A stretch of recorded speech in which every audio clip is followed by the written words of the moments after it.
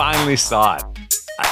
I've heard about the stories for years, and I finally got a look at Woody in real time. Now, it wasn't actually Woody doing things. It's InGoal Radio, the podcast presented by The Hockey Shop, source for sports, Langley, thehockeyshop.com, with Darren Millard, along with the co-founders of InGoal, David Hutchison, Kevin Woodley. Hutch, you love to talk about Woody like snapping. And I saw it. I didn't have a camera at his rink. I wasn't keeping track of the shots in his men's league. But I saw Alex Nedeljkovic get removed from a game, and he wasn't happy. He snapped a stick. He talked to the bench. He had some comments directed towards the coach. He slammed the gate. And I thought, that's Woody. A lot of people out there would say that's going full Tuca, but we would say that's going full Woody here around the shop. Right. We? Yeah. Yes. Woody is entertaining. I have never seen Woody do that because thankfully you can't get pulled in recreational hockey. But I think there's a good chance if you could, then Woody would snap like that. I used to, if I felt like I was having a bad game, I can't pull myself because, as we've talked about before, thankfully there's no backup in recreational hockey. I would simply go to the bench and change my stick. That was all I could do to pull the goalie. Well, two things. One, I also recognize the value of a stick, so they're too damn expensive these days to break them. Although when we used to, for sure, when we used to have foam cores, and I knew one was getting a little soft, I tossed a few off the crossbar back in the day. And of course, let's be honest, back in the day isn't that long ago because I haven't been playing for that long. But the new ones are too expensive to do that. I have too much respect for my equipment. Also, I have thought about just exiting games and pulling myself and just leaving my team with nobody in net. Many times. Oh, I've thought about close. it. I've come close. No way. Darren, you can't tell me I've done a lot of stupid things. I've never even thought of that. Come on, never even thought it? No. Like, I'm out of here. Like, it's like, you guys... Didn't you do that once, Woody, when you got run? Well, I mean, yeah, like drooling puddle of, vomiting concussed goalies probably should leave games, but I feel like you might have been out of pure temper one time too, though. That would be I got tossed. I got tossed out of a league in pure temper. I've been tossed out. Getting I've been kicked out, and there's been no goalie there to replace me. But I was tossed out. I didn't just leave. Yeah, I've been tossed, but I haven't left. I've thought about it. I'm surprised you've never thought about it. Hutch admits come on, Darren, admit it. You must. I'm counting in my head. What's the goal count that gets me to leave? What's the number that I'm done? Really? Yeah, but have you ever walked when the whole team stops and turns around to see how the breakaway is going to go? That just drives me. And then you make the save, and the second and third rebound guy goes in. Yeah. And you're just like, "Hey, boys, I am out. You're not here. I'm not here." I've never been such an odd person out of the group by feeling more normal. Well, yeah. But if they're only thoughts, we haven't followed through on them. Hey, listen. Two things here. One, I assume when Darren said he saw me snapping, it was because when he joined our discussion late today, me and Hutch were already going because Hutch had stoked me on the fact there's not a bridge over the Fraser River and the Fraser Tunnel. You stoked my yourself commute. There, buddy. I didn't even start that one. That was a little snaptastic. But back to Ned. And this actually goes to the conversation about Binnington coming out of Four Nations. I've done a whole bunch of media and radio where people are like, I was so impressed that he didn't lose his cool because they were clearly trying to get him. And like, I was too. But the narrative, like anytime he's snapped, it's been with his team in an absolute hole trying to spark them. And you said that on 100% Hockey, the podcast I did with John Shannon, and that was really enlightening. John Shannon really appreciated that take. He hadn't really processed it in those areas. Well, that's good. I thank you. I appreciate that. Thanks to John. I was flattered to be on the show. But that's the reality, right? Like we attach this narrative to Binnington's personality, and certainly some of it's there. Like he's a fiery, competitive guy. But if you go back and look at when he's done it, it's almost always on his way out of a game where his team has just got nothing or they're not playing well. Like I just think that's been like he's not doing it in a tight situation and in a must-win game. You know what I mean? And so as much as you're right, the other teams did seem to try and get under his skin. It never looked like he was even close to sort of living up to a narrative that I think has maybe been a little overblown, at least from a situational standpoint. And when I look at Ned last night, clearly there was emotion involved in there. Clearly that was sincere for a team and a guy who struggled. Like, I don't think his season has been a struggle, but of late, a lot of goalies are struggling coming out of this break, Darren, as you mentioned. But what happened after? They came back and won that game. Right. Like that has to be part of the story. As much as the highlights will just focus on Ned breaking a stick, slamming a door, and absolutely screaming down the bench on his way out. They came back after that, after leaving him hung out to dry, and started to play better and won a hockey game. So you think there's a link between the behavior upon exit to the team rallying? I mean, I don't know that he had that planned or that was a pure emotional. It looked like a pure emotional reaction to me. But that emotional reaction had an effect on his team. I find it hard to believe that Ned is not a very popular teammate, just knowing a little bit about Ned and who he is and how he acts.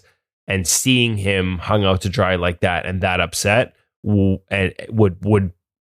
create a more visceral, more emotional reaction than, frankly, that team had shown to any point in that game before it happened. I think we've just experienced the most challenging week of goaltending in the National Hockey League season. More than the start of the season, more than around the holidays when people can be distracted. The level of play has been clunkier or more inconsistent over the last 7 days than at any other point coming out of the Four Nations face-off. And it's a combination of things that's leading to it, right? Like, there are some guys that still got their sea legs going after vacation. Yeah. And there are other guys coming off. It's more between the ears. Everybody checked out. And you know, when you take your running and you stop for a second, it's hard to get that momentum back, or you're on the bike or whatever. That's what they've done. I was going to say, what's this running you speak of? What's running? Is there a bear? Is there a bear behind you? What is this running? I'd stop and say hi. You're right. You're right. You don't have to be the fastest. You just can't be the slowest. A number of teams that have come back and just like their execution, their systems play, and to your point, it's the guys on vacation. It's also the guys that were at the Four Nations. Connor McDavid admitted it. It's been hard to find juice coming off something so emotional and so intense. And the product in the NHL probably hasn't suffered if all you care about is goals, and a lot of fans just want to see more of them. I was watching Amazon's Thursday night surfing program. It's kind of like their version of Red Zone last night, where they just basically have panelists and they're just surfing around the league. That's how I saw Ned's reaction. That's how I saw how the Penguins rallied. They're kind of just surfing to all the goals around the league, and the goal count was crazy. So probably not great for the goalies in the league. And some of them have struggled too behind this, but there's a lot of goals being scored. There's a lot of really sloppy hockey, and that leads to a lot of wide open chances and a lot of high scoring games. Vegas allowed 4 goals in the third period in LA, and then scored 5 goals in the first period against Chicago. Like, period, 2 separate games, but period to period was one of the craziest turnarounds. And then in the game against Chicago, there is 12 goals scored. It was 7-5. I asked Darren Elliott, are you okay? Because this is a little close to PTSD from the 80s. Flashback, baby, flashback. Yeah. All roads lead to beer league. Junior hockey scores today. Yeah, but all the questions after the game, and this is the part that bothered me, was about defending and allowing the goals. And Vegas won 7-5, and I'll speak to that game because I was involved in it. Like, what about the fact that the Golden Knights scored 7 goals? Where were the questions and the compliments and the exploration there? Instead, it was, they came back, they made it close, and interestingly enough, that reminds me of a lot of the calls and questions that I'm getting from some of the people and places that I work with or do regular radio hits with. I've got multiple markets up here in Canada where I'm a regular guest, and you don't get the questions about, hey, was that just a great shot? You get the questions about, hey, was that a bad goal? Like, we're seeing a lot of time and space and open looks and guys executing, and goalies perhaps not. And I actually have struggled a little bit. It's like, hey, like, that's a low danger shot by the numbers, but even and they account for time and space to bump it up. If you have time and space to pick a spot, the quality in terms of what's expected goes from low to mid or mid to high quite often. But there's some shots here where it's like, okay, technically that's a low danger scoring chance, but that's a hell of a shot. Sometimes you just got to tip your cap, and sometimes I don't even know where to do it because none of what I'm watching over the last week looks like what we're used to seeing in the National Hockey League. To your point, Darren. I want to get into the goalie school guide that you guys have going on. Let's do that now, and then I want to circle back to this because I do want to highlight the project that you guys have underway. Hutch.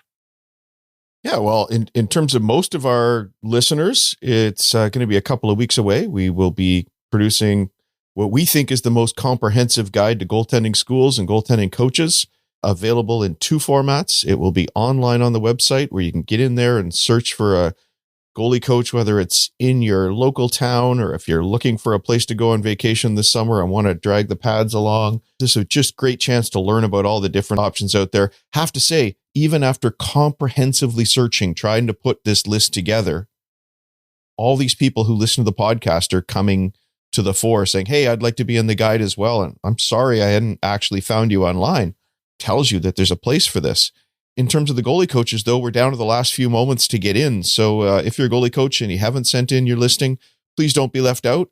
People will be using this. We're going to put the full efforts of the InGoal marketing team behind this to make sure that it gets in the hands of as many families, as many goalies as possible. The online one particularly will be a living document. The other side of this is a PDF guide that looks like a standard magazine that we used to produce a decade ago. You can get in there, you can flip the pages. There'll be fancy ads. There'll be some great articles from Woody.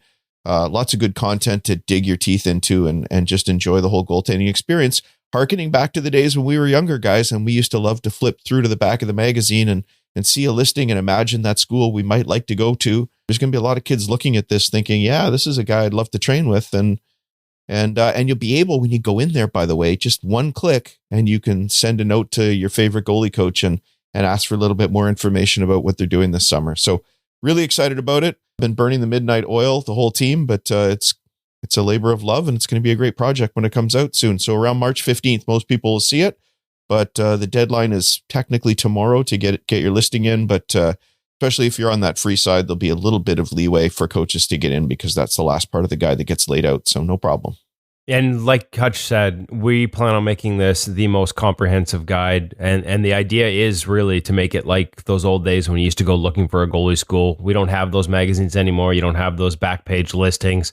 So where do kids, and more importantly, frankly, probably the parents, as we have discovered here at InGoal Magazine, we have a crap ton of parents that listen to the podcast, that check out the magazine, and we wanted to develop a resource for them to find coaches in schools. If maybe they're traveling during the season for a tournament, like Hutch said, maybe they're planning a vacation. They want to plan it around a goalie camp. They want to look at new options.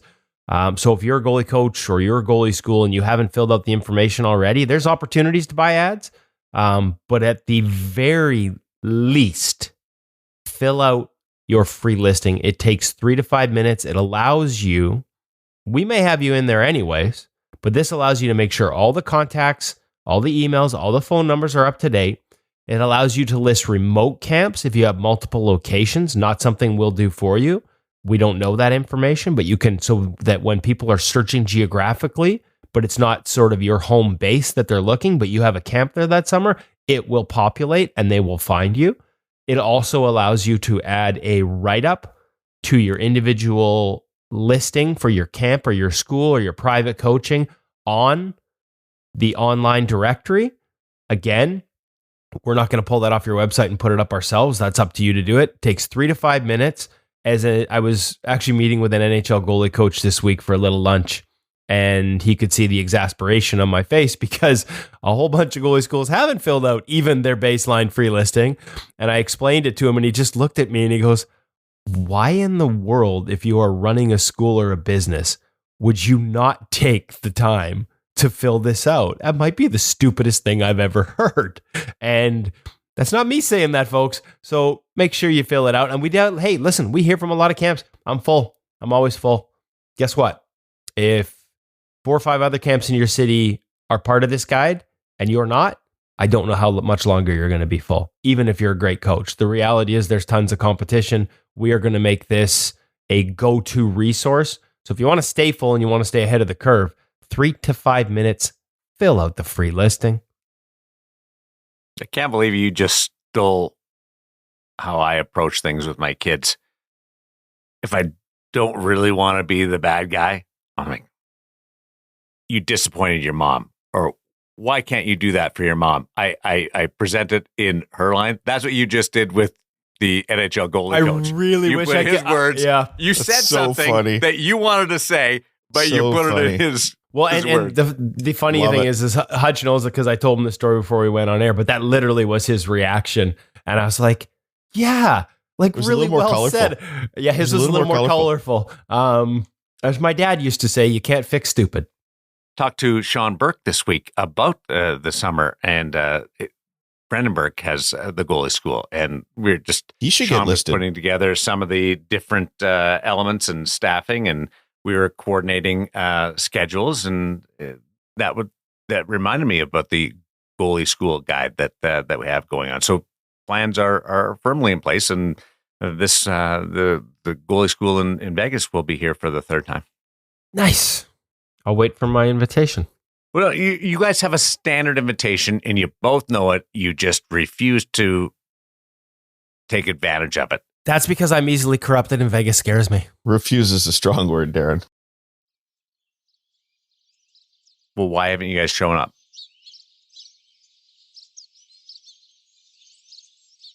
A lot of little birdies going, tweet, tweet, silence.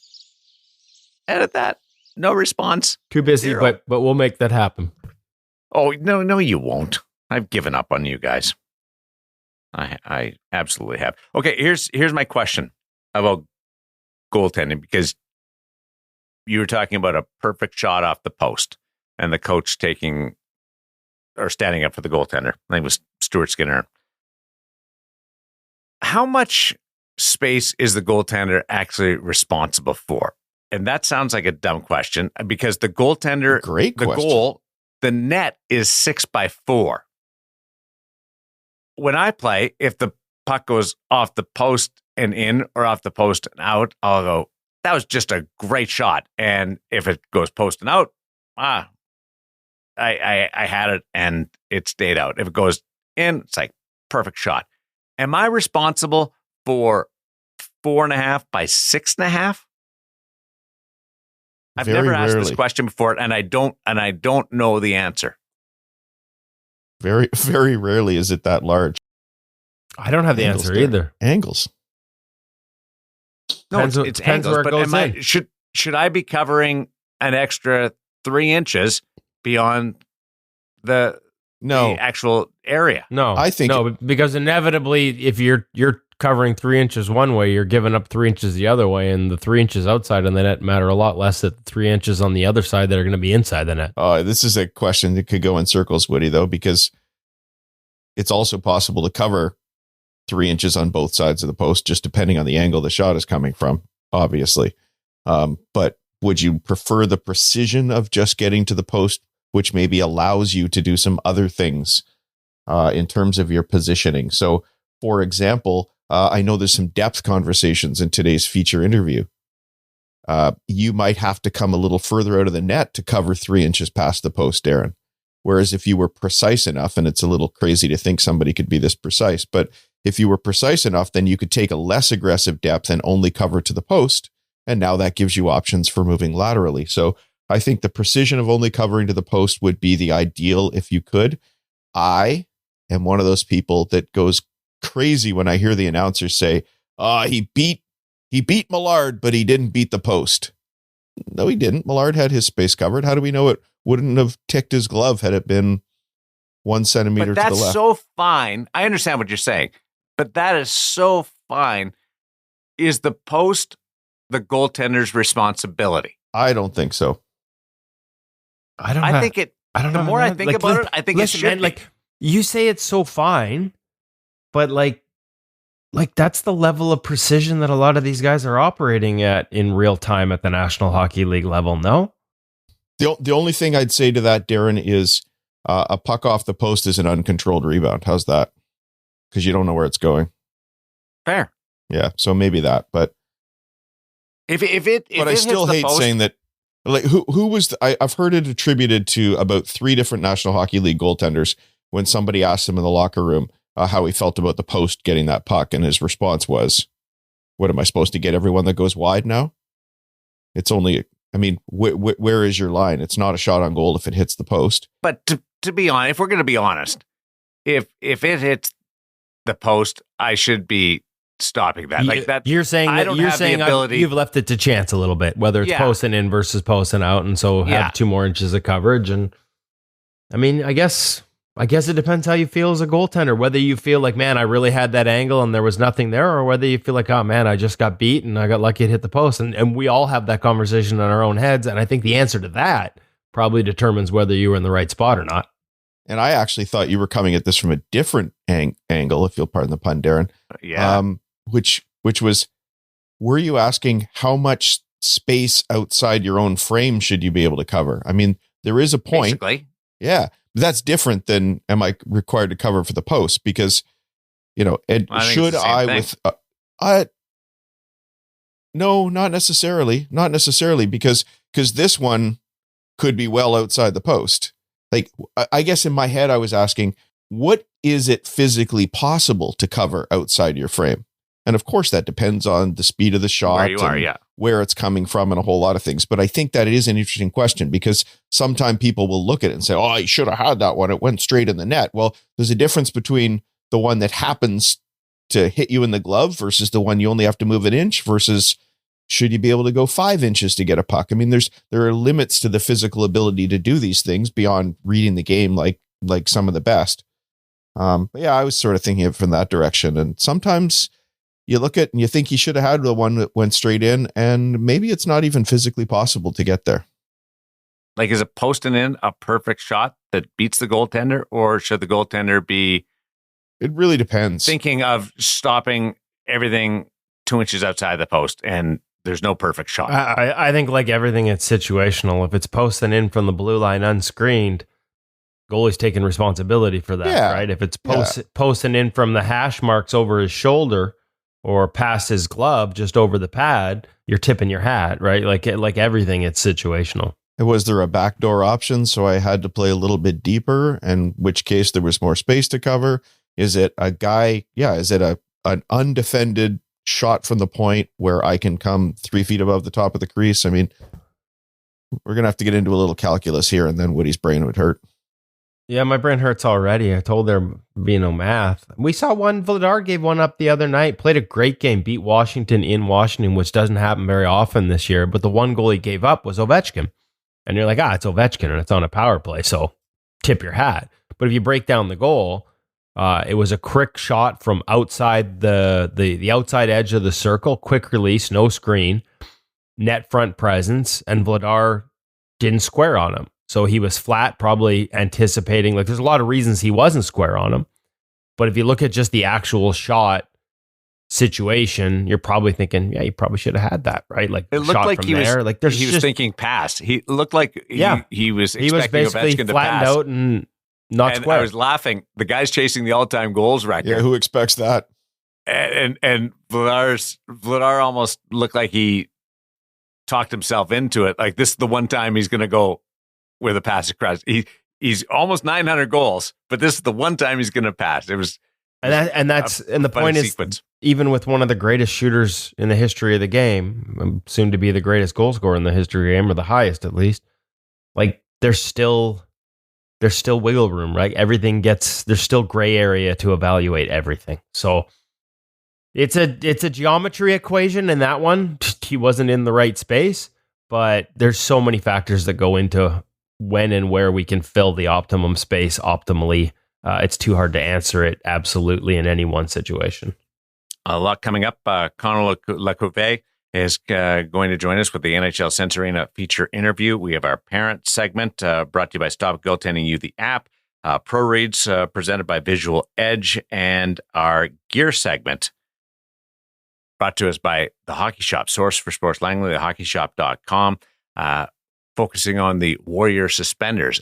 I don't think in the 922,000 episodes we've done, we've dealt with suspenders.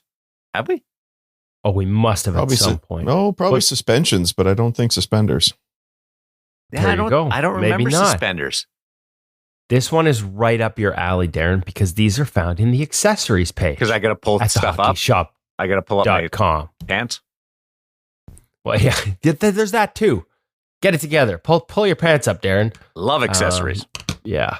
Us three old guys, we're walking around with our pants around our, droopy drawers as the kids have these days. Pull your pants up, get some suspenders. No, accessories at the hockey shop. Another example of new stuff coming in all the time.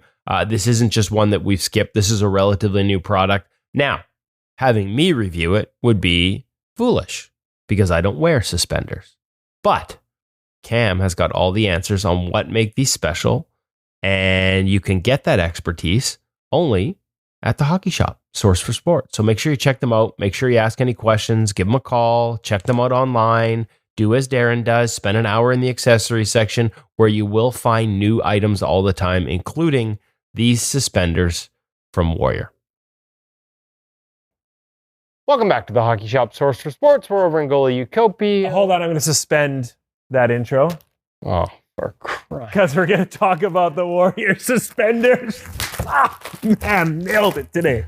Ah, Are you sure you don't have kids? no, Dad jokes everywhere. well, Well, okay. okay, we're back. The suspense is killing me now. All right. What's so good about the suspenders?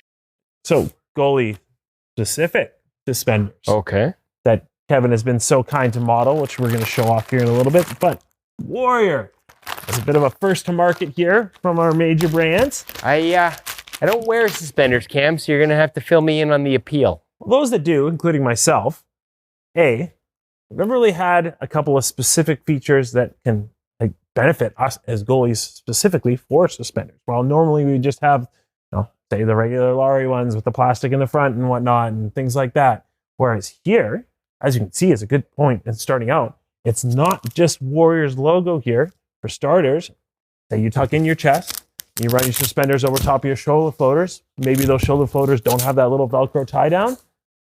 Warrior gives you one with the suspenders itself, so that will go around that shoulder floater and anchor that suspender on top of that shoulder floater so you don't have it sliding off.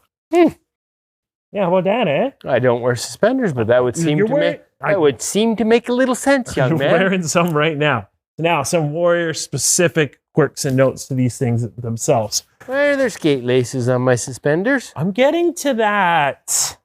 Goodness.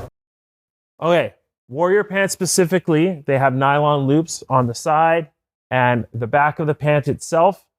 That's what this piece is here that comes stock with the suspenders themselves. Say you don't have Warrior pants, those just pop off as normal. So our model, Kevin, will stand up for us now. So as we can see, This is how I wear my pants. oh goodness. Not my hockey pants, just my pants. Without those nylon loops, we can see that those regular standard suspender buttons, they just slide right in. Okay, what's the point of this? Yeah, what is the point of that? So now, say, again, Warrior specifically, or some of the other pants that just have that nylon there. So instead of actually buttoning it through and struggling to put those buttons through, you can untie that and just tie that onto here. So you don't have to worry about this little button. I is confused. I know it's very easy. We'll show off a little bit of a demo here, but we're just going to talk about a little bit more of the spinner turnaround.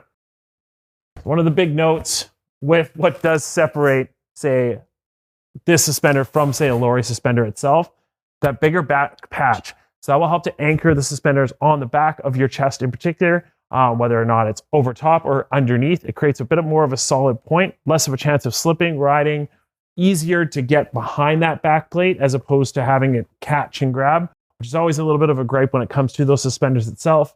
Nice, thick, elastic nylon strap, good quality, good overall fit. Again, an option for a goalie specifically that are looking for a goalie specific suspender. How would you like me to stand now, Cam? You can turn around and face the rest of the audience so they can see your pretty face. Our phone number, 604-589-8299 or 1-800-567-7790. You can give us a call. We got these bad boys in stock, whether or not you tuck, untuck, half tuck, hybrid tuck. How do you untuck with the suspender? There's no place for it to go. Check them out at thehockeyshop.com. How do you untuck with it? Like my chest would be like down here. Yeah, but you would just be wearing the suspenders underneath. Chest would be over top. Blocker gets some bad press where every blocker is the same. I now have suspenders right up there as the most benign piece of equipment that a hockey player can play. Like, it's just there. You never even think of it. And now we've got developments or advancements in suspenders. Didn't see that coming.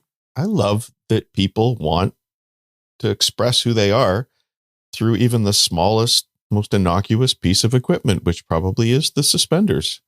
And yet that's one of the reasons that we become goaltenders, is that we love equipment. You of all people, Darren, loving to get into the accessories page. I think the fact that you can tinker with every little bit of equipment is one of the things that's really cool about it. So I congratulate Warrior, and I'm sure there's going to be a lot of people out there who want to give them a go. Upper body shoulder floaters, I think, should be like customizable, where you could add them on aftermarket or replace them aftermarket with your own flair on them. 6x4. Well, no, like the same size, but like with graphics or your name or something like Bauer that. can do that for sure. Bauer has custom. I think Brian's has a custom program too for the shoulder floaters and the custom designs. I know Bauer does for sure. I thought you were I was with Hutch. I thought you were going like full KHL old days yoga blocks stuff underneath the shoulder floaters. He's not crazy though. You could get some like you could actually strap your own right on and nobody would even know. Just the way those suspenders go around the shoulder floaters, you could create your own extra double wide strap onto your shoulder floaters. You'd be cheating even worse than Woody in his inner belt. If somebody showed up playing men's league or rec league, legal Woody looked confused by my comment. And they showed up with one of those extra large shoulder floaters or add-ons on, what do you think Woody's reaction would be if he's standing at the other end? Oh, he'd call for a measurement. He'd call the ref over. Sure he would. Guaranteed. I'm with you, Hutch. Are you guys kidding me? If you don't think I am the biggest looking goaltender on the ice myself every single time, if you don't think I wear the largest possible chest protector that I can still move in, like, if you ain't cheating, you ain't trying, boys. I'm not playing in the show here. I need every inch of coverage I can get. So if you think I'm not, Hutch is making his little shots about inner belts. Man, why would you not wear an inner belt unless you're in the NHL and it's illegal? You can. So make do you have the overdrive like blades on your skates too, Woody? You got the overdrive blades? No, but I do play against a guy who has overdrive blades, and I watch him move around the crease, and I'm like, damn, that's tempting. Like he moves on his knees way better than he should for his age, and I couldn't figure it out at first. I mean, he had cowlings on. I'm like, how is he getting an edge and pushing from his knees? He's got freaking cowlings on these super old skates. And then I saw it, overdrive blades. It worked for him. Wow. There's probably a lot of people listening who don't know what those are. I had them. Did you guys have them? I actually tried them once. No, this is a pure expression of who I am. I bought them and I didn't get around to installing them. True story. So a lot of people out there listening, they don't know what we're talking about. Small blades, about like if you were to make a C with your forefinger and thumb, about that size, that strap under the bottom of your skate 90 degrees to the regular blade, so that when you're down on your knees, right under your boot. Yeah, on the bottom of the boot, with that edge just sticking out past the edge. Yeah, on the cowling. And then when you're down on your knees, it's easy to barely lift your knee and get a little push, because again, if you're not as familiar with the sport or new to it as a family, just having to push around the crease requires you to lift your knee and immediately creates a hole for a goal to go in a scramble. Well, and back in the day when we had cowlings and really low profile skates, the blades weren't very tall, the holders weren't very tall. You really had to lift your knee to get an edge to push out of your butterfly. Like, you had to lift it sort of up to your waist to grab an edge a lot of the time. Like, we didn't. Nowadays, kids have got like no cowling on the skate, so that clearance, they can get an edge from a really, wide angle with the skate. Like, the skate's barely off the ice and they've got an edge, but back then you couldn't. And so overdrive blades were essentially a cheat to get you an edge without having to lift your knee. And like I said, I still know some guys, at least one guy that uses it. It's pretty funny to watch. That's fun. To be fair, though, you might not have to lift your knee as much, but the puck is only about that thick. So if you lift your knee at all, The puck goes under it. Woody had a great article up over at InGoal about dealing with crease chaos. You could go check it out. Ooh, Sometimes the best thing to do is just hold that butterfly and let the puck hit you. That was a fun Now one. you're talking my language. Darren has Sit Darren has a nice butterfly too. I still have cowlings on my skates. I probably have the last pair that was of that ilk. I don't mind them, and I've sort of held off going to the modern boot. How much clearance do you think I'd get off a modern skate, like a present day skate, over the RBZs that I said? We actually used to do the measurements. Yeah, we used to have like somewhere at an InGoal, we're gonna have to dig this up, is the actual attack angle like measured. Like we put the skate on its edge and measure how long until you lose, basically how long until the inside of your foot, the boot or the cowling in your case, Darren, hits the ice and you lose your edge. And it was pretty significant with the new skates. If you're in a Reebok, you're not just, do you have the cowling which sticks out further inside of your sort of underneath your big toe, which causes you to hit the plastic sooner, but you're also in a really low profile skate, so you don't have the clearance. And like today's with the tall holders, I would bet you it's 15 to 20 degrees difference in attack angle where you can grab an edge. I'm in the CCM RBZ. Not that means anything, but I do know. Oh, okay. You're not as bad. That's a taller holder. Yeah. You're not like, I thought you were like old. You said RBZ. I thought you meant like old RBK. Like remember, like John Gibson wore them forever. Oh, yeah. Devin Dubnyk, Roberto Luongo. Those things had the cowling, and Hutch they makes were fun of me though low. every time he sees my skates. Like, time for new skates. I'm like, my feet are comfortable. Then I'll get the text, time for new skates. I showed up at some sort of skate with big cowlings on mine years ago, and another goalie coach just looked at me and said, "What are those bobsleds on your feet?" That was a good line. I don't. That actually is pretty good. Yeah, I have a pair of those out in the couple pairs sitting in the garage right now. That's a flex right there. I've got a couple of theirs. I don't use them. They're outdated. Would you like me to send this out to you? I can't throw anything out. Look at the gear behind me. I can't throw anything out. You guys make jokes, but for the longest time, there were equipment managers looking for some of this old stuff for the guys that did not want to switch. I know Dubnyk, because, Doobie had like, and Luongo, size 13s, like, until he switched into true two-piece late in his career.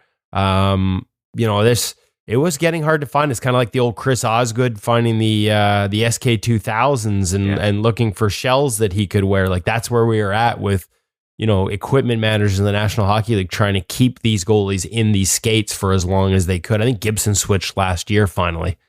I almost bought an SK 2000 2 weeks ago.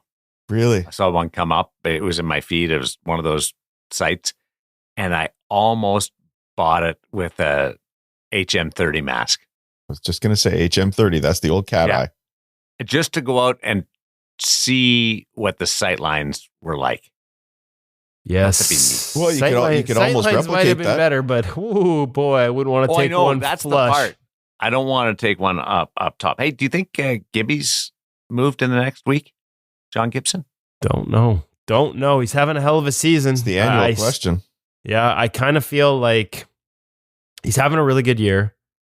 And I kind of feel like, I know there's a lot of pushback on a lot of this stuff, but I've always felt like I just want to see him on a good team and see what happens. Now, listen, the Ducks aren't as bad as that. Like, the Ducks are not a bad team anymore. Like, they've started to make some strides in terms of how they play. They're giving their goalies a little bit of a better chance too. They're not relying on them. Like, they still rely on them to bail them out a lot. Who am I kidding? But not maybe to the extent from a high danger perspective that they were before, as often as they were before.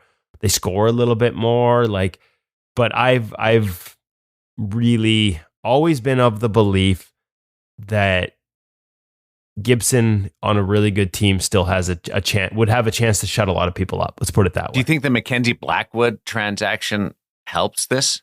Because there was the same questions about how would Mackenzie transition into a good environment. That's a really good point, Darren. I don't know, because I think the one part of the Mackenzie Blackwood transaction that it's already too late to replicate, and Blackwood himself told me this for an article, is the fact they did it early allowed him to adjust. Like, so if you're making this move now, you have basically 1 month to get comfortable behind all the tendencies of new teammates. We talk about systems. Systems are easy to figure out for goalies. It's the individual tendencies within that system. And that's not a snap at your fingers thing. And when we look at the checklist that I would and have built over the years in terms of whether it's likely to go smoothly or require more time, Gibson doesn't check off a lot of those boxes. Has he ever been traded before and had to switch teams? No. So he doesn't have that experience. Does he play with a little more flow, a little more read and react, a style that relies on being able to read off the guys in front of you? Or is he just a technician, spot A to spot B? No, he's more of a read and react, a little bit of flow, a little bit of backwards momentum in his game. Again, so that should help him, right? No, that's tougher because you got to read off new guys. Oh. Everything's different in front of you.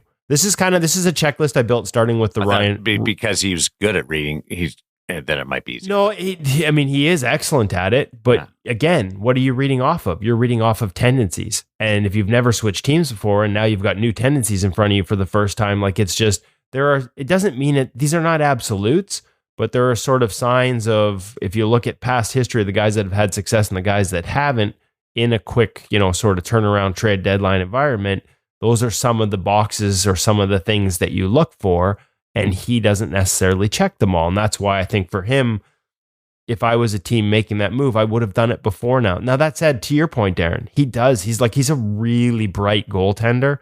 I haven't had a ton of conversations with him, but I've talked to other people when they do video sessions and stuff. Like, he's a really articulate, thinks the game well guy. And so maybe because of that, he would be able to flip a switch and figure it out really quick. But I just think history says the more time you have, the more likely it is to succeed. And Blackwood talked about it as well. There's a pressure element. Talk about going to a good team. Well, if you've got time and you're not worried about figuring it out, it's a little easier between the ears than, hey, we're a cup contender. You're the goalie we've chosen to lead us to a cup. You've got a month to figure out how to play behind this team. Oh, and by the way, in that month, we're probably going to have to start the backup a bunch of times because you can't play every game. So 15 games. It's not a lot. Parent segment brought to us by the Stop It Goaltending You, the app. Yeah, Stop It Goaltending You, the app. We've talked about it the last couple of weeks. The fact that it is more than just all the highlights, the videos, the daily affirmations. You can do 1-minute videos every day. Every week there's new ones. Pick a topic. They walk through it 1 minute at a time. 5-minute breakdowns. They've got drills. They've got tips. They've got breakdowns of NHL goalies. They've got all these new ones every week to keep you not just, I'd say entertained too. Some of them are really educational, but also entertaining. They got some pep music videos, a little power pep drills.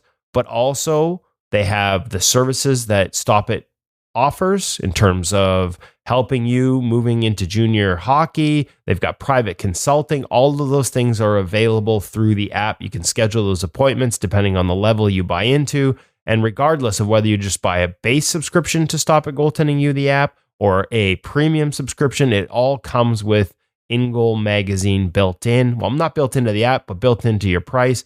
You get a subscription to us and all of our content at the same time. So best of both worlds, Stop It Goaltending You, the app. Check it out, and InGoal magazine premium included. Hutch. Darren, normally you ask the questions. Today I'm going to ask a couple of questions. I want you guys to give me a little feedback. I saw a question online, and I immediately copied it down because I thought, oh, this is a juicy one. I'm going to go off here and get really grumpy. And then as I was preparing, I read it a little bit more carefully, and my reaction isn't quite so strong anymore. But it's still an interesting topic to discuss. So I'm going to throw this question out there, guys, and I need your responses. Here is a parent who has said, my child's season is over and won't be skating with their team again until April. They would like to do on-ice specific goalie training with their regular coach 2 or 3 times a week, with occasional shot taking with different hockey coaches and their students. Is there such a thing as too much goalie training?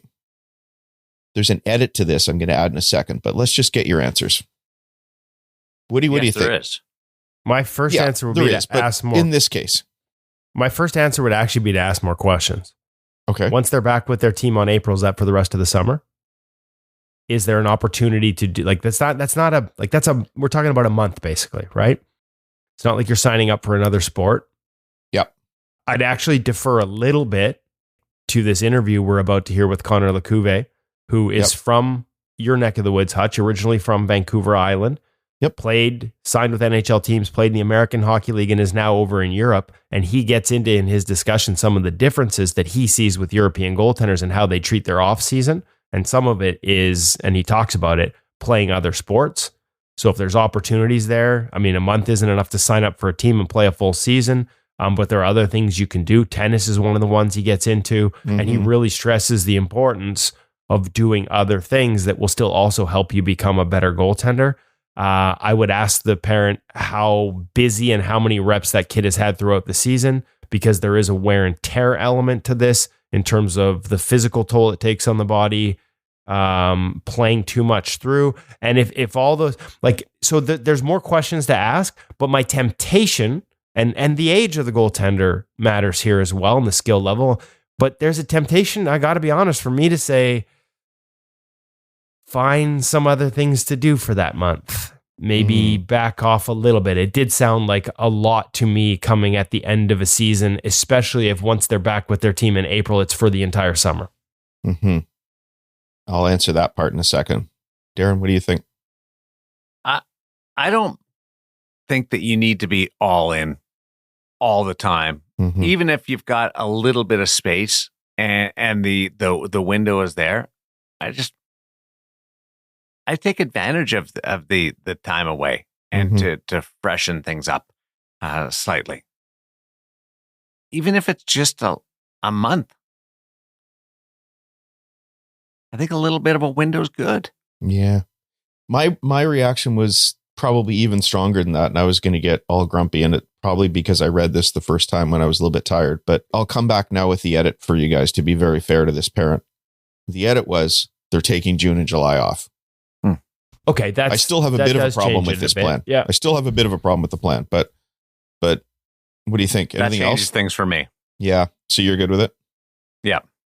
Unless you're seeing signs of repetitive use, injury, or wear and tear, like you can still do stuff in that month in terms of physically training and stuff like that without necessarily being on the ice if you're seeing any of those signs. But yeah, I mean, completely taking the summer off, again, hopefully doing some other things athletically in those 2 months, organized or not, does change my answer a little bit. But you know, I'd still be a little wary depending on did you give us an age? I apologize for that if you did. No, I didn't. It's either 12 or 13. Like if we're talking like a 10, I was going to say like we're talking like a 10 or 11-year-old. Yeah, it's a lot. It's too much.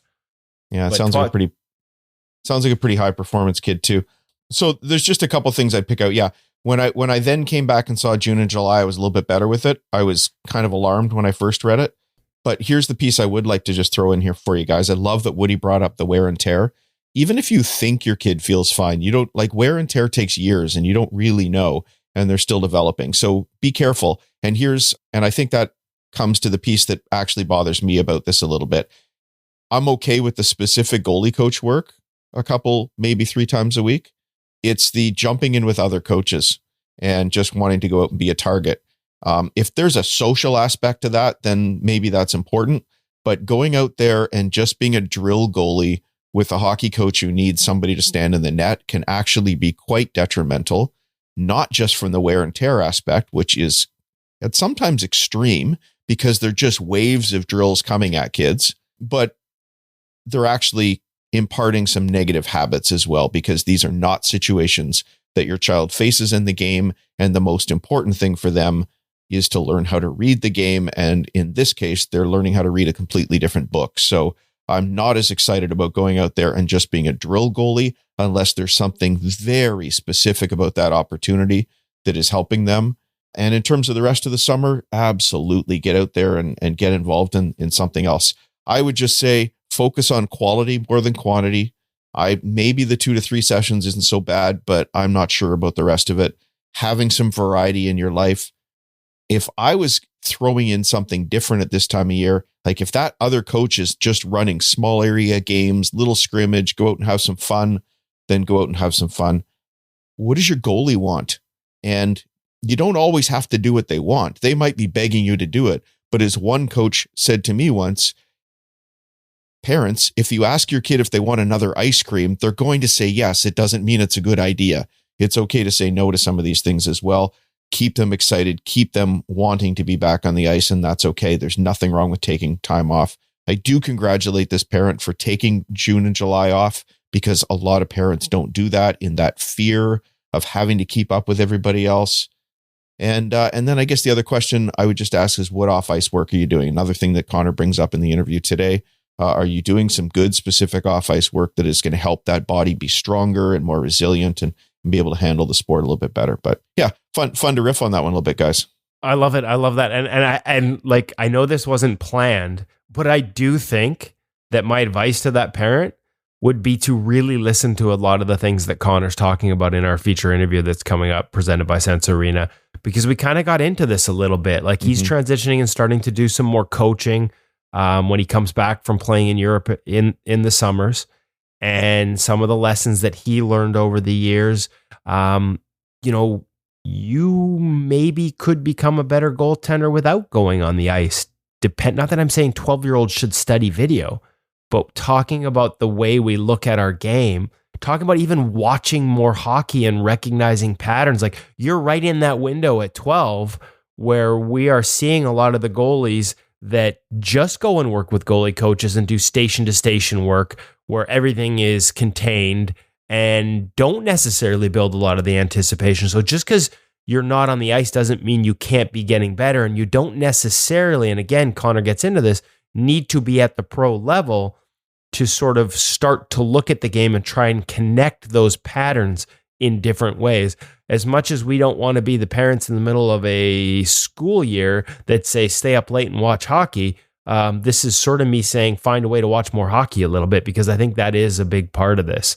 And so maybe that's part of the equation too. There's so many things that Connor gets into that I think just perfectly suit this question. Maybe not directly, but might have you think about what that month looks like differently than if you didn't listen to this interview.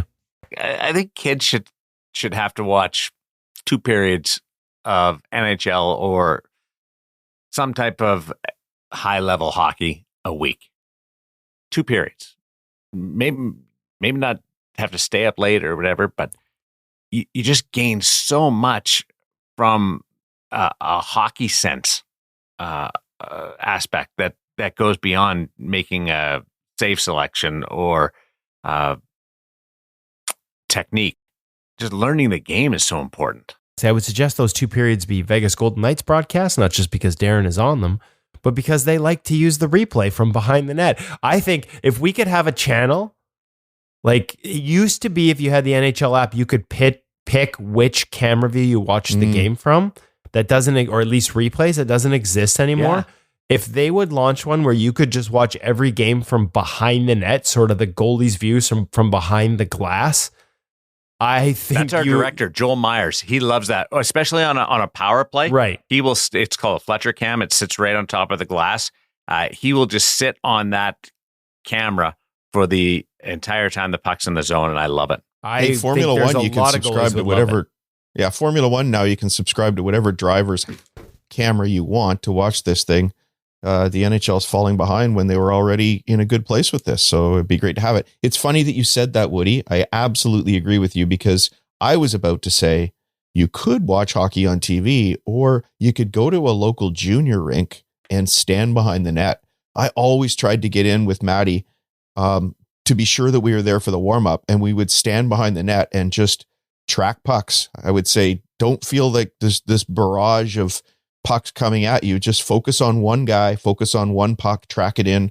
It slows the game down for you, and then enjoy watching the game from there and see what it looks like. Feel the speed, watch the plays develop. You feel speed and you see things differently in a live game than you do on TV. Absolutely. That's great advice. Yeah. So, and junior hockey is a great way to do it. It's everywhere. It's affordable, and it's a good chance to learn.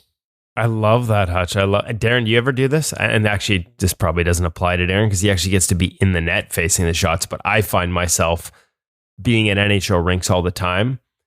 Quite often, I'll just go stand behind the net, behind a goalie, and watch the shots he's facing and try and see how, just how visually I've got a glass in front of me, so I'm not worried about reacting or getting hit. I'm not standing there imitating the goalie like the kids do sometimes and they end up on YouTube, but just trying to watch and track pucks from NHL releases standing right behind the net is really fun. And you quickly realize just how hard these guys shoot, but it's and how fast they skate.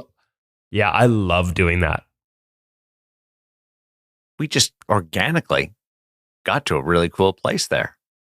Yeah, Hutch's advice, that was great. I love that. I'd never thought of that. I think that should almost be a parent segment all on its own, but you need to highlight that one when we post this online. Absolutely. Pro Reads brought to us by Visual Edge. Yeah, and we're gonna roll him back earlier than he was scheduled to be in the rotation, just because we enjoyed it so much. We got Cam Talbot this week at the Pro Reads presented by Visual Edge, and probably fitting because Cam Talbot has told us that his use of Visual Edge is a big part of a late career search. 2 All-Star games, both in the last several years, having another good year with Detroit right now, 37 years old, has talked to us, as he did in the feature interview with us a few weeks back, about how it's helped his ability to find pucks through traffic, to quickly find pucks in scrambles, to find pucks around screens. Hutch mentioned that article we had online about how to sort of play behind the chaos when it builds up in front of the crease. And that was one of the things that Cam mentioned, that he finds his ability to find pucks within the chaos or coming out of the chaos on a quick shot off to the side has improved since he started using Visual Edge. It is an online tool. You get some glasses, you sign up, you do an edge test, you get your scores, and then they help to improve on the areas that need improvement and continue to build on the areas you're good at visually. There's multiple different portions of vision when it comes to sports, and they attack each and every one, whether it's convergence, divergence, whether you see the zone well or not, whether you see pucks coming at you well or not. They'll identify your strengths and weaknesses and help you get better at them, as they have for Cam Talbot. As for this Pro Reads with Cam, we've got a rush play against Toronto and some great advice on when and where and why to hold your edges, skate on lateral plays off the rush versus sliding, and why it's important in certain situations, how to identify where in the zone you have time to do that. And in this case, it gives Cam a chance to make a really tough save coming back the other way. But the discussion is largely, we get into the mechanics of the save itself, but it starts with making a good read off the rush and then understanding when you have time and why you have time and where on the ice you have time to beat a lateral pass off the rush on your skates versus having to slide. So that's all part of the great discussion again this week with Cam Talbot of the Detroit Red Wings in our Pro Read segment presented by Visual Edge.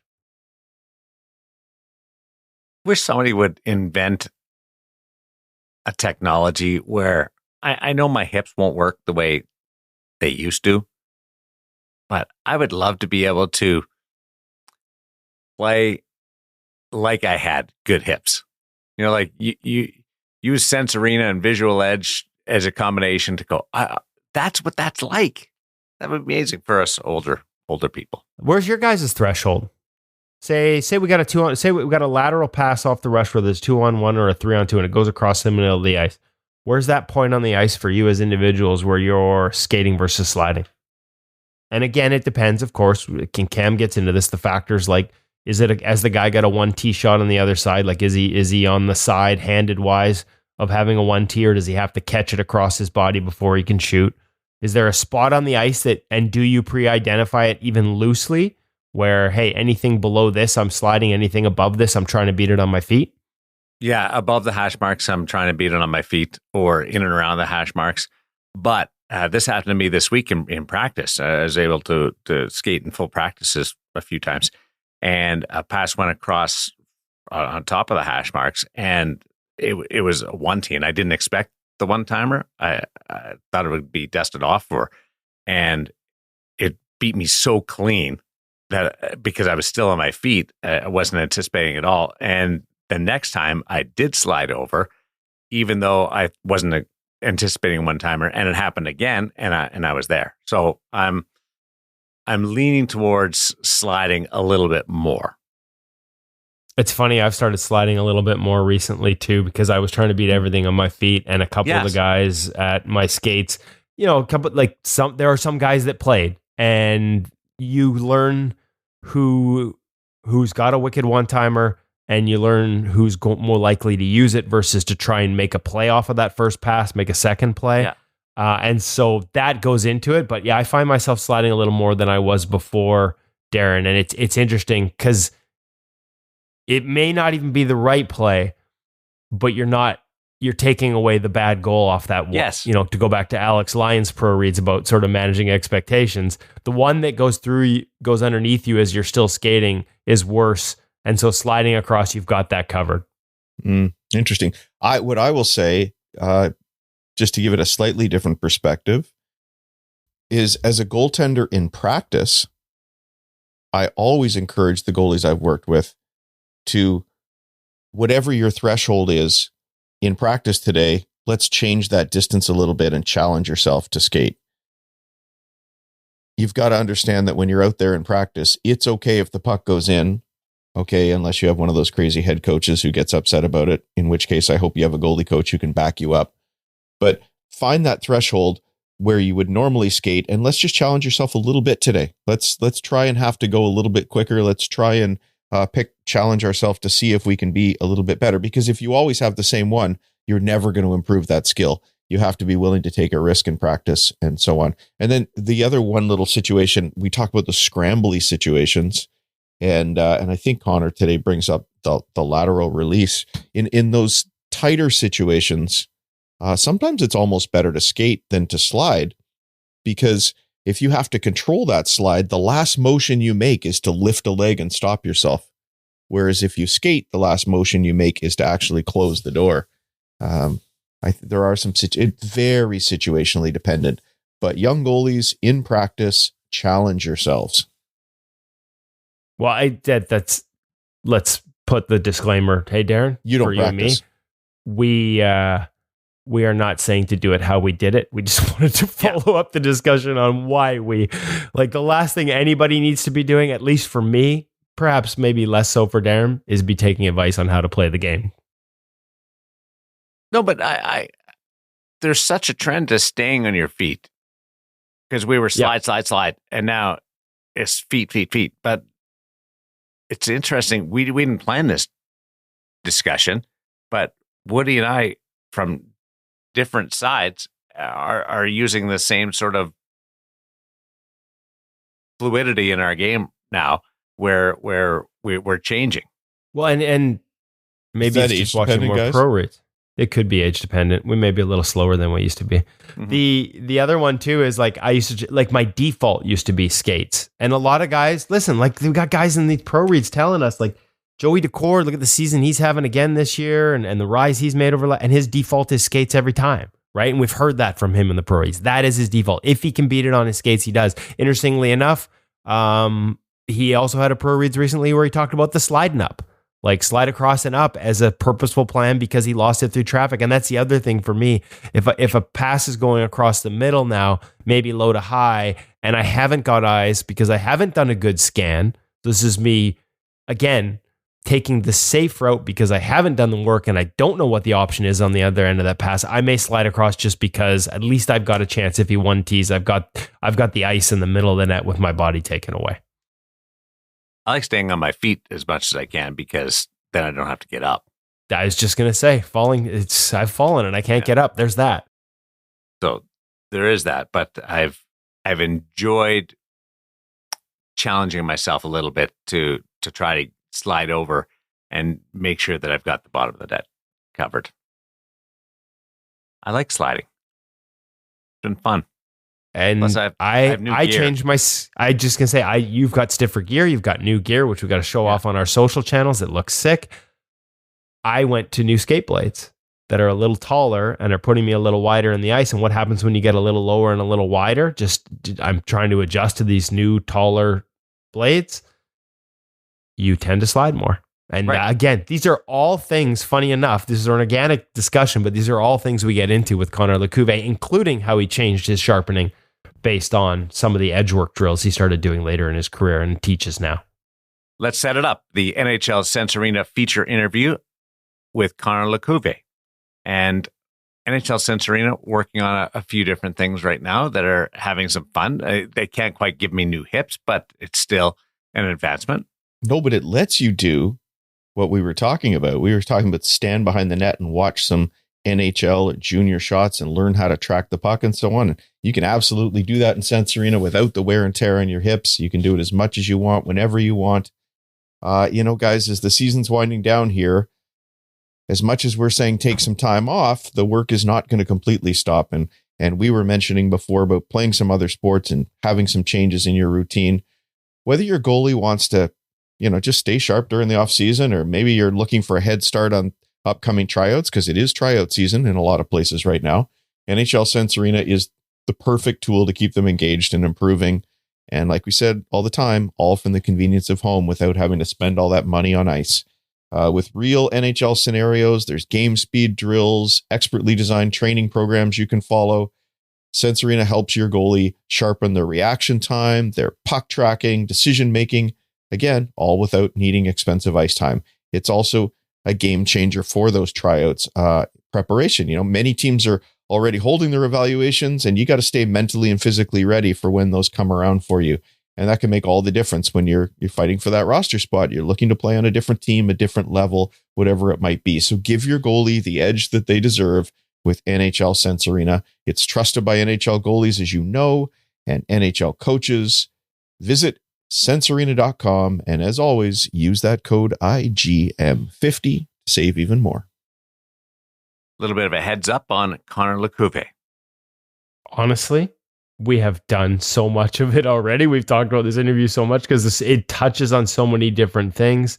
I would suggest, and we'll put it in the show notes, we mentioned this in the intro, we've had him on as a guest before. So if you're looking for his background, his rise through hockey, check it out. I think it was episode 145. But this time we get into a little more of the evolution of his game over in Europe. It's been in Slovakia for the last 3 years. And sort of the coaching that he started to do. He's doing a lot more of it in the summers. He's always been a guy who's been a real no stones unturned, look for ways to get better on and off the ice. And so now bringing that mentality into coaching. And we got into a little bit of like how he's learned to manage his game and understand his game and how that impacts him now that he's doing some, like I said, a little more coaching. There are lessons here for young goalies about coaching, and he suggests doing it. There are a ton of takeaways in this one. I feel like we could probably play back this interview and write 10 different articles. So let's get into it. The NHL Sense Arena feature interview on InGoal Radio, the podcast with Connor LaCouvee. Really excited to welcome back to the InGoal Radio podcast. It's been a few years since we caught up with him. Connor LaCouvee is currently over playing in Slovakia from the island, so near and dear to our heart, close to me, right in the backyard for Hutch. It's been 3 years, buddy, since we've caught up. I see you all over social media. I watch highlight clips of you practicing, of you coaching, of you working. And I love, because I feel like there's just sort of a knowledge sharing point here, all the clips you're sharing of other goalies when you see stuff and then posting it on social. So we'll put it in the show notes where they can find you on social media. But just catch us up. All the last 3 years have been in Slovakia, first 2 in Trenčín, where you're at now, and that sort of continued evolution of Connor LaCouvee as a goalie and some of this other stuff you're getting into. Yeah. Great to be on, Woody. Thank you. So last time I was playing in Finland, in Kalpa. And then the past 2 years, like you said, I played in Tipos Extraliga in Trenčín, Slovakia. Some big name players from that town, Hossa, Gaborik, Chara. Heard of them. And then this year, heard of them. Exactly. And then this year I'm playing for the Žilina Vilci in Žilina, Slovakia. So one of the bigger cities here. And we've got a great team this year, really enjoying it. It's been a lot of fun.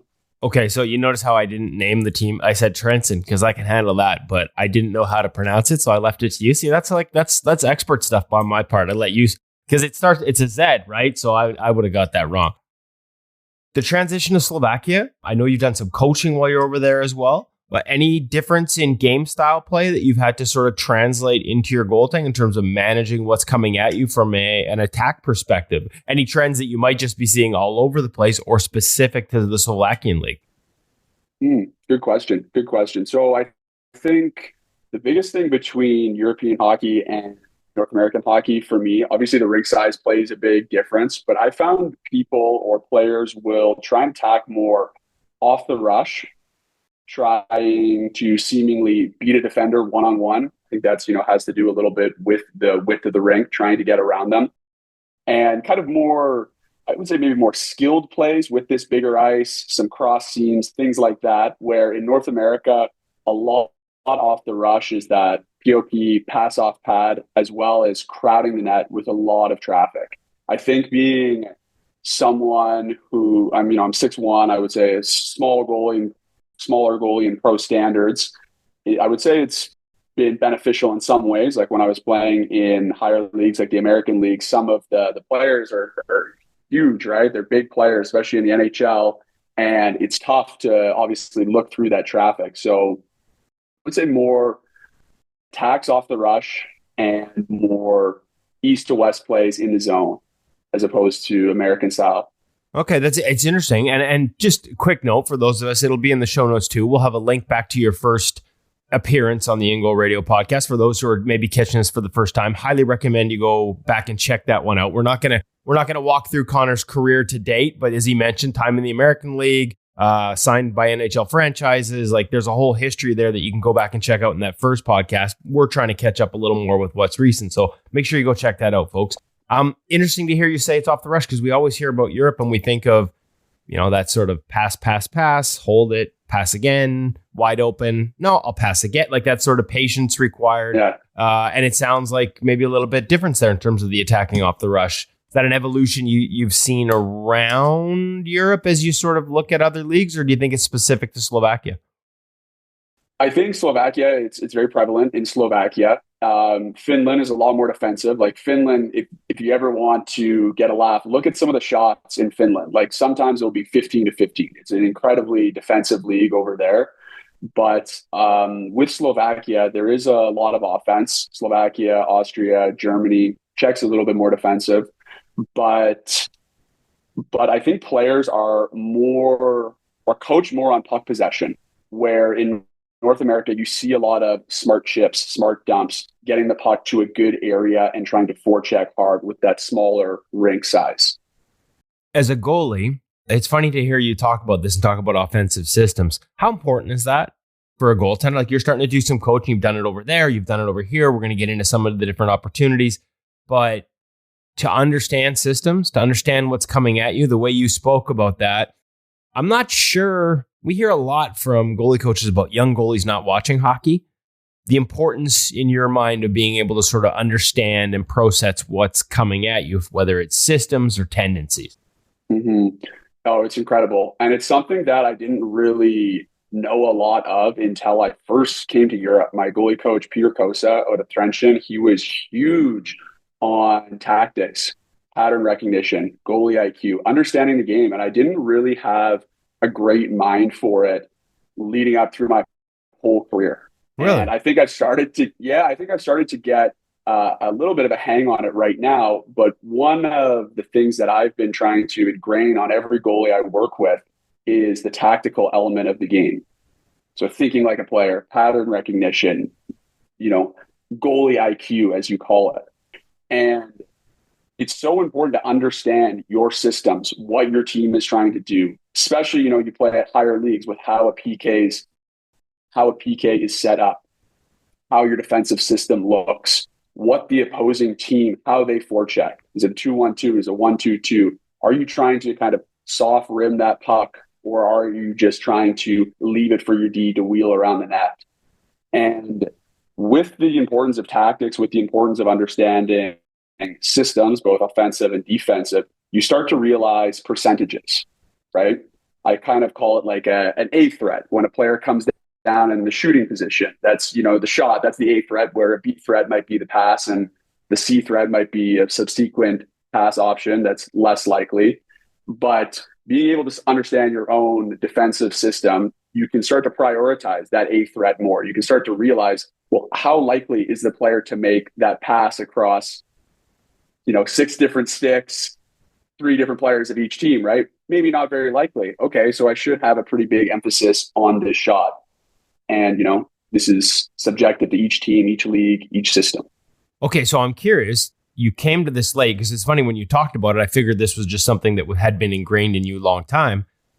Learning it that late, like already, you're 7 years as a pro. That would have been 5 years into your pro career after a couple different organizations in the American Hockey League before you went over there while you were over here.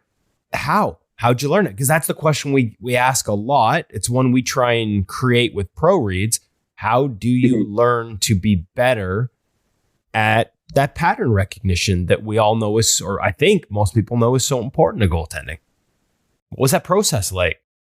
Yeah, for sure. So I think for the average goalie, for someone, I shouldn't say the average goalie, but for younger goalies, and this is something we spoke about earlier, just watching hockey at the highest level, going to watch hockey at the highest level and going to watch the goalies. And, when I say watch the goalies, I mean study the goalies. Not watching it from, Pete Fry uses the term fan mindset, right? Not just watching it, oh, that's a great save. Wow, he made a huge diving desperation save, but analyzing it, where was his depth? Why was his depth that way? What hand was the player coming down the left flank? What hand was the player coming down the right flank? Why was he in this position?